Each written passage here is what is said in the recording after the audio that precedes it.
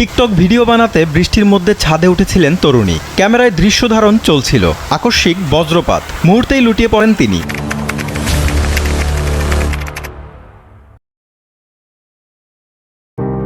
Trend হচ্ছে সাধারণভাবে নির্দিষ্ট সময়ে খুবই জনপ্রিয় বা সাধারণভাবে প্রচলিত এমন একটি ধারা বা আচরণ যা কিনা সমাজের বড় একটা অংশ ফলো করে।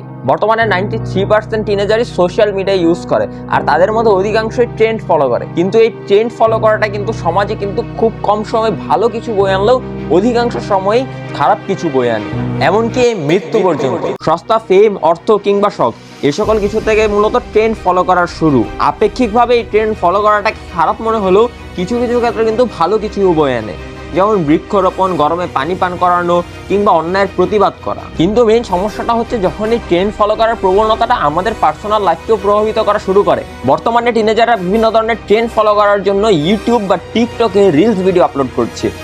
আর এই রিলস ভিডিও আপলোড করা মানে শেষ না, কিন্তু এর জন্য রয়েছে একটা ভালো ট্রেন্ড খুঁজে বের করা, তারপর তার সাথে তাল মিলিয়ে অ্যাক্টিং করা। এছাড়াও রয়েছে প্রপার একটা এডিটিং এর কারসাজি, এবং এই সকল কিছু করতে করতে কিন্তু ডেইলি 1.5 থেকে 2 ঘন্টা অনায়াসে চলে যায়। এছাড়াও ভিডিও ভাইরাল করতে হলে প্রপার টাইটেল খুঁজে বের করতে হবে, ডেসক্রিপশন খুঁজে বের করতে হবে, তারপর আবার হ্যাশট্যাগ ব্যবহার করতে হবে। আর ওই যে সস্তা ফেম, এর জন্য তো আবার প্রতিদিন ভিডিও আপলোড করতে হবে।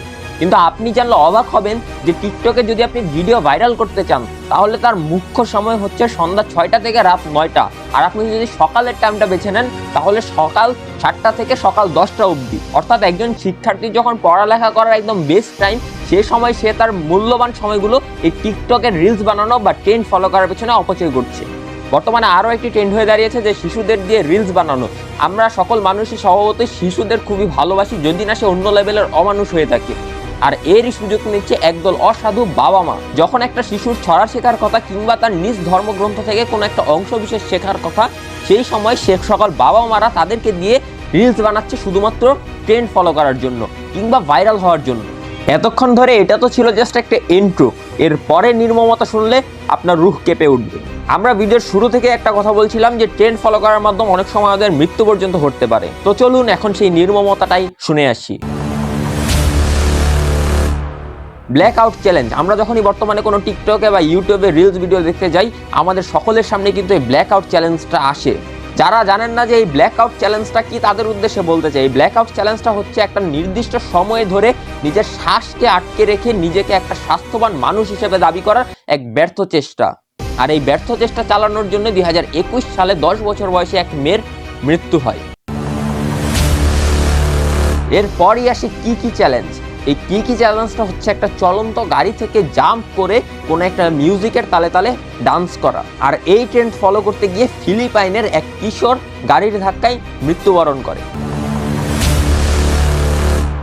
এই টাইপ পটটা হচ্ছে একটা বিষাক্ত ডিটারজেন্ট যা ছিল প্রাণঘাতী, এবং এই চ্যালেঞ্জ করতে গিয়ে, এই ট্রেন্ড ফলো করতে গিয়ে যুক্তরাষ্ট্রে কয়েকজন শিশু এবং কিশোর অসুস্থ হয়ে পড়ে এবং তারপর তাদের মৃত্যু হয়। এরপর আসে মাউন্টেন ট্রেন্ড, অর্থাৎ কোনো উঁচু বা বিপজ্জনক জায়গা থেকে সেলফি নেওয়া, এবং এই ট্রেন্ড ফলো করতে গিয়ে ভারতে 4 জন পানিতে পড়ে গিয়ে একসাথে মৃত্যুবরণ করে। এই সকল মৃত্যু রিসার্চ করলে আপনি দেখতে পারবেন যে একটা মিল রয়েছে, সকল ট্রেন্ডেই মৃত্যুবরণ করেছে কোনো কিশোর নয়তো শিশু, এবং এর জন্য দায়ী আমি, আপনি এবং আমরা। এবং এর থেকে মুক্তি মিলবে আমি, আপনি এবং আমাদের সম্মিলিত প্রচেষ্টা। তাই আমাদের উচিত শিশুদের ছোটবেলা থেকে ধর্মীয় শিক্ষা দেওয়া, এবং আমাদের সামনে যখন কোনো বিপজ্জনক ট্রেন্ডিং ভিডিও আসবে আমরা সাথে সাথে সেটাকে লাইক কমেন্ট না করে যত দ্রুত সম্ভব এড়িয়ে যাওয়ার চেষ্টা করব। কারণ যত এভারেজ ভিউ ডিউরেশন এবং এঙ্গেজমেন্ট কম থাকবে তত ভিডিওটা কম ছড়াবে, কম ভাইরাল হবে। সর্বোপরি আমাদের মেইন সমস্যাটা হচ্ছে এইটা, অর্থাৎ আমাদের ব্রেন বা চিন্তাধারা, আমাদের চিন্তাধারাটা সর্বপ্রথম পাল্টাতে হবে। Always remember, if you want to change your world, you need to cultivating good habits.